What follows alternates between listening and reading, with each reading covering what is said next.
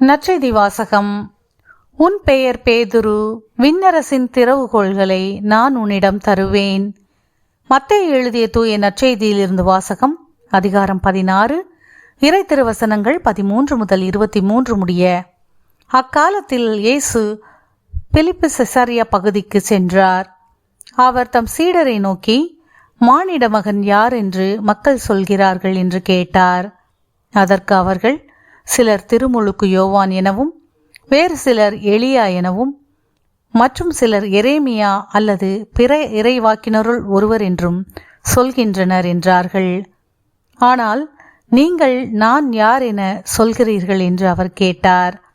சீமோன் பேதுரு மறுமொழியாக, நீர் மெசியா, வாழும் கடவுளின் மகன் என்று உரைத்தார். அதற்கு இயேசு, யோனாவின் மகனான சீமோனே, நீ பேறு பெற்றவன். ஏனெனில் எந்த மனிதரும் இதை உனக்கு வெளிப்படுத்தவில்லை, மாறாக விண்ணகத்திலுள்ள என் தந்தையே வெளிப்படுத்தியுள்ளார். எனவே நான் உனக்கு கூறுகிறேன், உன் பெயர் பேதுரு. இந்த பாறையின் மேல் என் திருச்சபையை கட்டுவேன். பாதாளத்தின் வாயில்கள் அதன் மேல் வெற்றி கொள்ளா.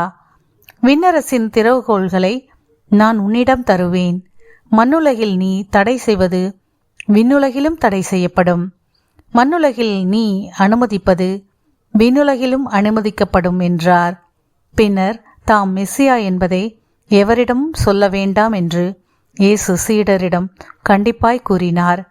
இயேசு தாம் எருசலேமுக்கு போய் மூப்பர்கள், தலைமை குருக்கள், மறைநூல் அறிஞர்கள் ஆகியோரால் பலவாறு துன்பப்படவும், கொலை செய்யப்படவும், 3ஆம் நாள் உயிருடன் எழுப்பப்படவும் வேண்டும் என்பதை தம் சீடருக்கு அந்நேரம் முதல் எடுத்துரைக்க தொடங்கினார். பேதுரு அவரை தனியே அழைத்து கடிந்து கொண்டு, ஆண்டவரே, இது வேண்டாம், இப்படி உமக்கு நடக்கவே கூடாது என்றார். ஆனால் இயேசு பேதுருவை திரும்பி பார்த்து, என் கண்முன் நில்லாதே சாத்தானே, நீ எனக்கு தடையாயிருக்கிறாய். ஏனெனில் நீ கடவுளுக்கு ஏற்றவை பற்றி எண்ணாமல் மனிதருக்கு ஏற்றவை பற்றியே எண்ணுகிறாய் என்றார். ஆண்டவரின் அருள்வாக்கு. கிறிஸ்துவே உமக்கு புகழ்.